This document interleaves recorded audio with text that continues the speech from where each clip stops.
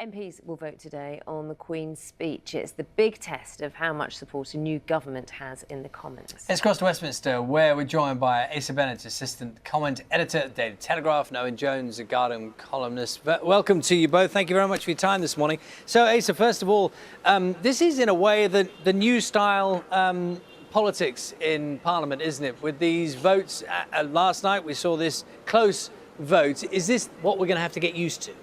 Well, I think so, and that the Tory whips really had their work cut out. You know, after sealing the Democratic Unionist Party's support, very much the 10 MPs came out, they were full turnout there, and it's replicating the majority the government has right now in the Commons, thanks to the DUP's help. It's about sort of 14 votes by which the public sector pay cap suggestion from Labour was rejected, but even then, they should have seen this coming. The messaging from the Tory party was not exactly sort of very confident in response to what they would do, and obviously I'm happy to elaborate. Yeah, so strong and stable, Owen, was that phrase well, it's been ditched a bit now, hasn't it, to be honest, but strong and stable, does that vote last night, what does that tell us about strong and stable?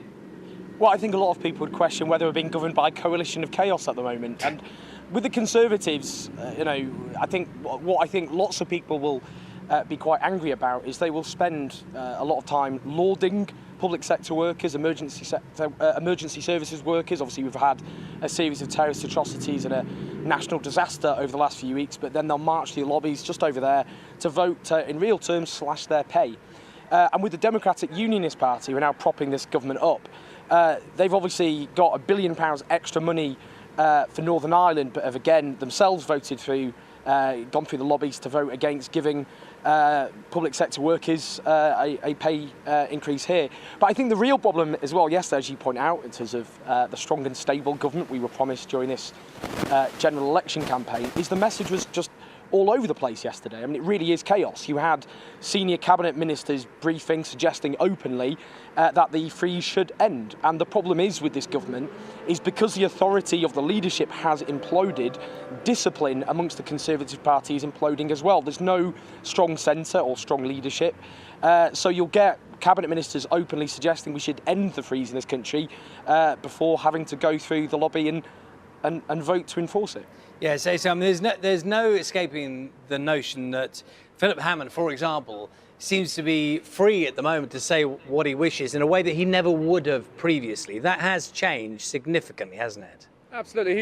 He talks of the confidence of a man who's, had a near-death experience and survived, in a sense. Theresa May was about to axe him, and now, look, the election result means he's safe as anything. And so this is why you've got a very sort of independent, freewheeling cabinet now, where people seem happy to speak their minds, whether it be on the public sector pay gap, austerity, or Brexit, for example. And, I mean, the end result seems to be that whereas before a sort of well-drilled cabinet, that would be able to discuss things over the table, agree their lines, and go out and sing from the same hymn sheet. Now it's sort of all sorts of, it's a real sort of cacophony when they should be focusing, they should get in line behind some sort of message.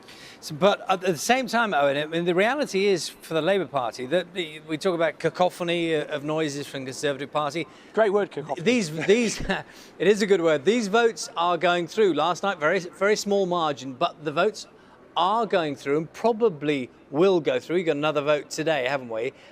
So it leaves Jeremy Corbyn almost in the same position he was in practical terms, because this government is getting through what it wants to get through, albeit uncomfortably. Well, I mean, we're at the beginning, in theory, of 5 years of this. I mean, that's before, we're already seeing wages are falling in this country, the longest squeeze in wages for a very long time. The economy could be heading for a very tumultuous period.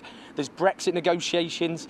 I think the idea that this government can keep itself together for 5 years, a full-term parliament, keeping the Democratic Unionist Party as well as rebellious backbenches, on side when the authority of the Prime Minister, of the leadership of the Conservative Party is imploded, I think is a bit fantastical. You will have now, if we've already got a situation where Conservative cabinet ministers are openly briefing against their own party policy and openly briefing against each other and ridiculing each other. We've had, Boris Johnson, Philip Hammond, David Davis publicly briefing against one another.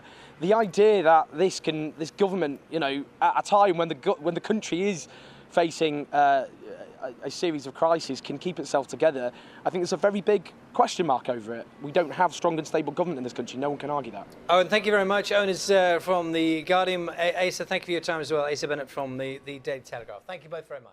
You didn't frankly have the balls to put country before party.